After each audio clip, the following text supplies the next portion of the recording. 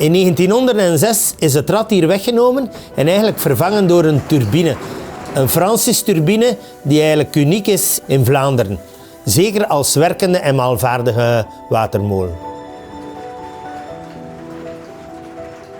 Ik ben Noël Mertens, de dochter van Honoré Mertens, de laatste molenaar. Ik ben chef Merkaert. Ik ben ook molenaar hier op de Mertensmolen. Wij zijn hier gestart als molenaar in 2015. De baron van Vianen, die kinderloos was, heeft de molen verkocht aan Omer Drieskaart, de overgrootvader van Noël. Mijn vader heeft het gebouw eigenlijk overgenomen van de familie Mertens. Mijn vader was op zoek naar een gebouw om zijn collectie oude ambachten in onder te brengen. Eerst en vooral hebben we het Ambachtenmuseum. En daarnaast natuurlijk de molen zelf, die terug maalvaardig is. En waar we op regelmatige tijdstippen terug malen. En dan hebben we ook nog een actieve drukkerij, die eigenlijk een beetje aansluit bij zowel de molen als het Ambachtenmuseum. In 2015 hebben we samen eigenlijk beslist om dan de molenaarcursus te volgen. Toen we dat diploma gehaald hebben, hebben we dan ook beslist uiteraard om de molen zelf te restaureren. We hebben ook nieuwe stenen geplaatst. Omdat het nodig was, de oude stenen die je kunt zien hier in het museum, die waren eigenlijk niet meer maalvaardig.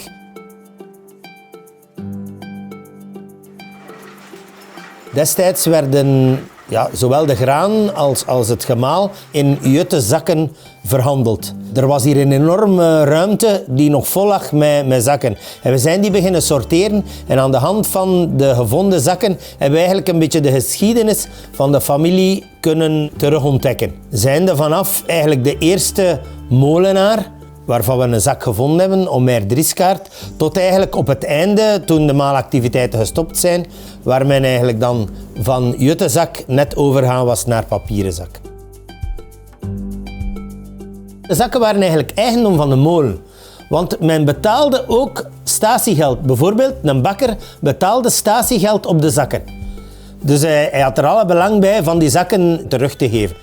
We beschikken nog over 2 oude naaimachines waar de mensen hier actief op gewerkt hebben om die zakken te herstellen.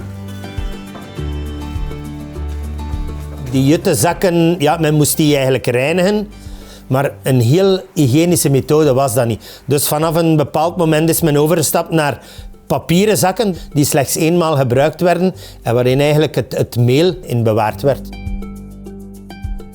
De zakken vroeger, zelfs die van 100 kilogram, werden door 1 persoon gedragen. En het was zelfs zo dat men soms via een kleine ladder op een zolder die moest gaan stockeren bij de bakkers thuis. Ondertussen zijn wij geëvolueerd naar zakken van maximum 25 kilogram, maar we beschikken ook over zakjes van 5, 3 en 1 kilogram.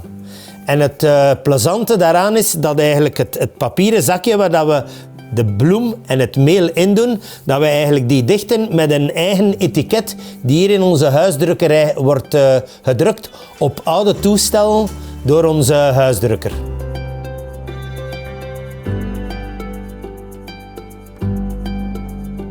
Mijn vader zijn klemtoon lag eigenlijk op het Ambachtenmuseum.